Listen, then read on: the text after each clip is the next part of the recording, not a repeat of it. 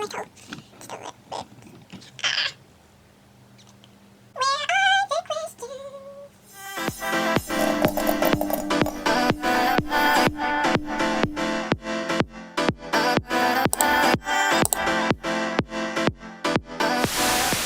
So for this week's video, I thought I would film a little Q&A just so that you can sort of get to know me a little bit better.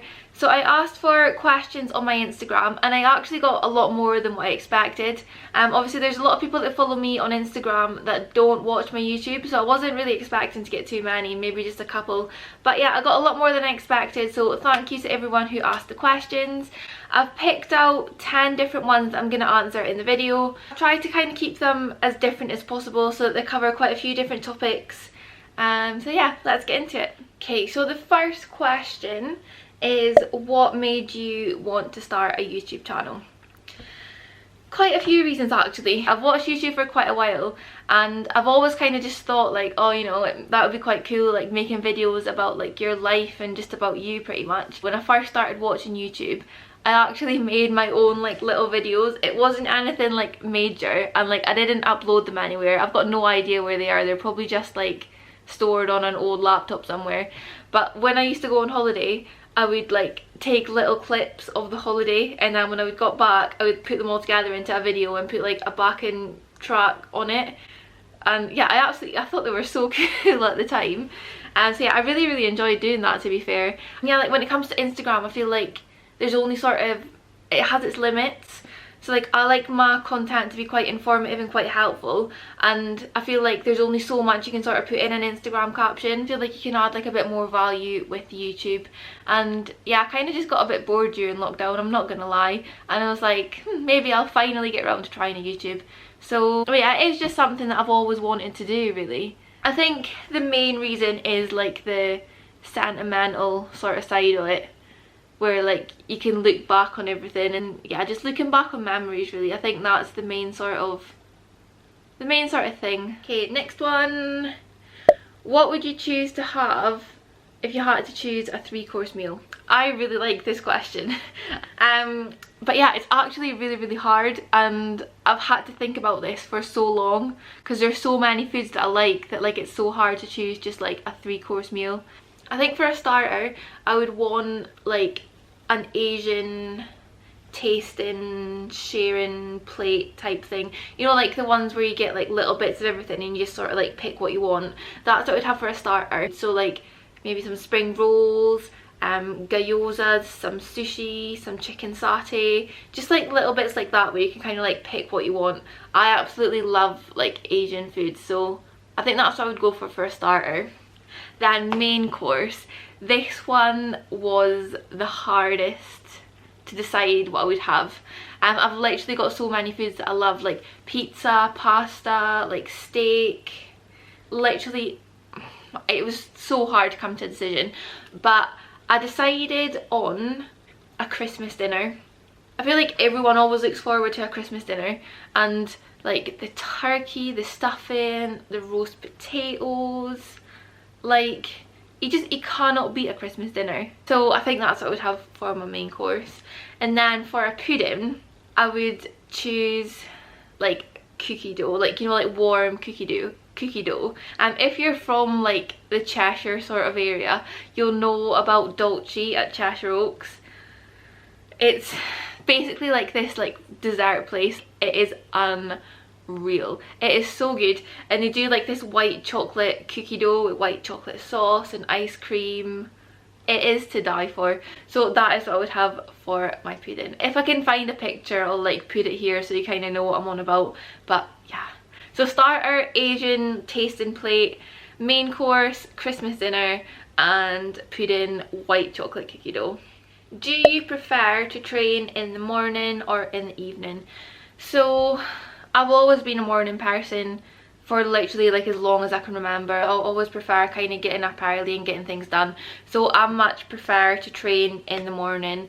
I feel like I've also got, it probably sounds a bit weird, but I feel like I've got more energy in the morning than I do like in the afternoon or in the evening. So yeah, I just like to kind of get into the gym and get it done for the day, really. And I find as well that when you work out in the morning, it just sort of sets you up for the rest of the day. So yeah, it's always been the morning for me. Okay, what is the last series you binged watched? Obviously with being in lockdown, I've been watching like quite a few different things, but I feel like the last one that I binge watched was Selling Sunset on Netflix. Oh my god, it is the best program ever, and I think season 3 comes out in August. Yeah, it's the 7th of August, so I am so excited for that. If you've not watched it, it's basically a program, it's like a kind of reality program, and it follows like a group of women who are like estate agents in LA, and they sell $1 million houses, and you get to see like all the fancy houses, and it's just kind of like about their life really, and it is so good. I literally watched, so there's 2 seasons on Netflix, and I watched it all in 2 days. I could not stop. It was unreal. Like, it's just kind of like seeing how the other half live really. I absolutely loved it. If you've not watched it, I would 100% recommend it. It is so good, and it's just like really easy to watch as well. So yeah, I cannot wait for the 3rd season to come out in August. Okay, so this next one is kind of 2 in 1.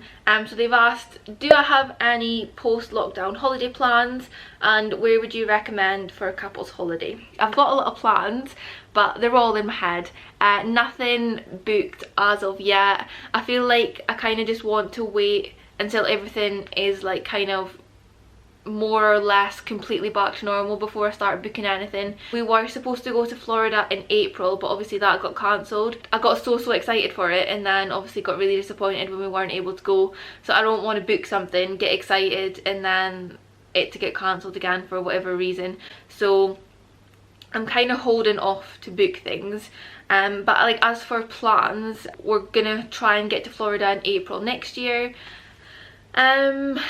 We were always going to try and get on a beach holiday towards the end of this year as well, so maybe like November time. We're thinking Mexico or Jamaica maybe, but like I said, it's all just like ideas at the moment. And then for my birthday this year, Scott got me a trip to Iceland, and we're hoping to kind of go there in December or January. So yeah, that's the plans. But like I said, nothing is booked yet, so we're just going to have to wait and see what happens. And then the second part of the question was, where would you recommend for a couple's holiday? I guess it sort of depends what kind of holiday you're after. If you're wanting a beach holiday, I would recommend Mexico. So we went to Mexico in 2018, I think it was, and it was honestly like the best holiday ever. It's Caribbean, so you get good weather like all year round, and the beaches are really nice as well. There's so much to do. There's so many different excursions and stuff that you can go on, and they're all so much fun.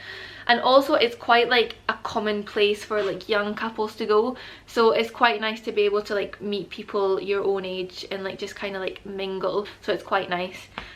If you want a city break, I would probably recommend New York.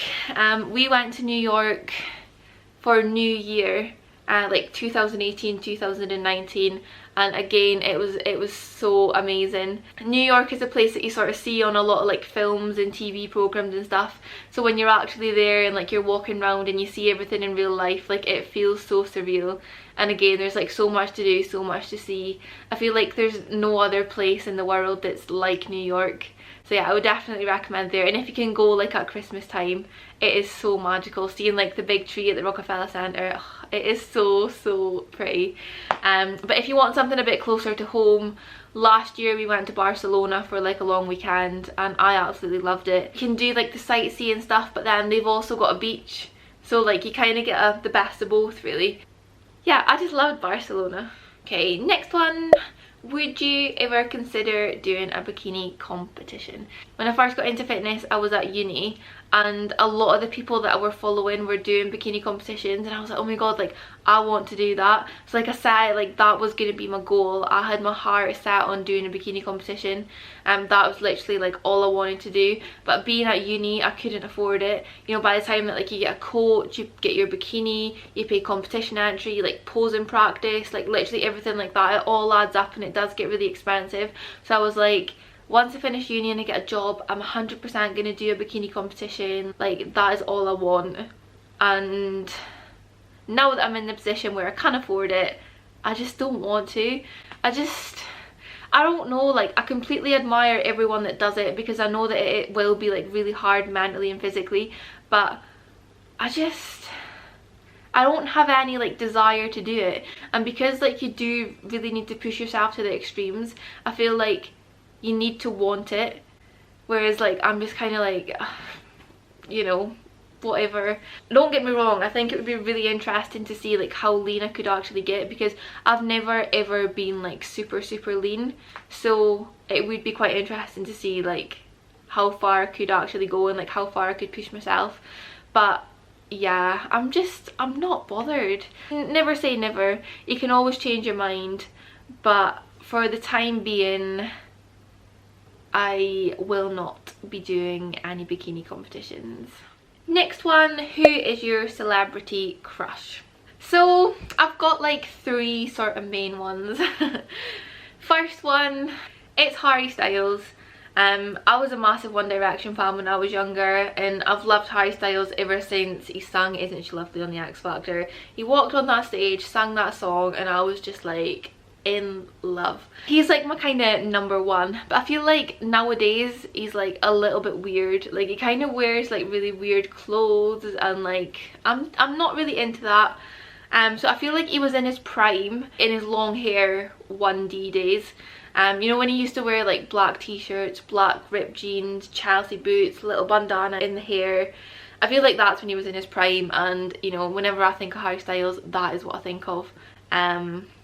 But yeah, I feel like I'm always gonna love Harry Styles. #2, I feel like is a bit of a basic one, and I feel like every girl my age fancies this person, but it's Zac Efron. It's pretty standard, but who doesn't like Zac Efron? #3 is Jason Derulo. I just think he's really fit. There's just something about him, and I don't know what it is, but I think he's so good looking. And when he does those dances on TikTok, I mean, he is just unreal. Okay, next question, how did you and your boyfriend meet? Okay, bit of a long story. So we actually met in Cuba. I was on holiday with my family and he was on holiday with his family, and yeah, basically the first week he was too scared to come and talk to me, so he'd literally just like watched me for a week. And then, you know, like when they play games around the pool and stuff during the day on holiday, they were playing like this shooting game, and he came up to me and he was like, do you want to come and play this shooting game? And I was a bit like, no, not really. And my mum was like, just go on, like it'll be fun, you should go, it'll be fun. So I went, and then yeah, we pretty much just spent the rest of the holiday together. When the holiday came to an end, he was like, oh, you know, like we'll 100% see each other again, you know, blah blah blah. And I was just like, yeah, whatever. And then we landed in Manchester on like a Saturday, and then the following weekend he was up in Edinburgh visiting me. So he lived in Chester and I lived in Edinburgh. And yeah, the next game weekend he was up visiting me in Edinburgh, and yeah, 4 years later we're still together. So yeah, that is pretty much, long story short, that is how we met. Okay, last question, this is actually quite an interesting one. Do you regret going to uni since you don't really use your degree in your job? No, I don't. If you don't know, I went to Edinburgh University and I have a degree in psychology, and I'm now obviously a personal trainer, so it's completely unrelated. But I don't regret going to uni at all. I feel like uni is just a really good experience. So like even if you don't use your degree, you still like learn a lot of stuff while you're at uni that you will use in your life. I moved away to go to uni, so I got to like experience living on my own and like get some independence, and I learned how to like budget and manage money. I met loads of cool people. I've got like loads of like fun memories and stuff as well. So although like the main point of uni is to get a degree, and then which is then supposed to help you get a job, I feel like there are so many other benefits of uni. I can obviously understand why people might think that, you know, like I was there for 4 years and I've now got a student loan that I am having to pay back. So like I can see why people might think that I would regret going when I'm not using my degree. But No, like I really don't. Like I say, like I really enjoyed uni, I enjoyed the experience, and yeah, I've got loads of fun memories that I can look back on. Do not regret going to uni at all. So yeah, that's all the questions. Like I said at the beginning of the video, thank you to everyone who asked them. Yeah, I hope you enjoyed the video. If you did, make sure to give it a like, and also remember, I don't know why I've got those. Also remember to subscribe. Thank you for watching.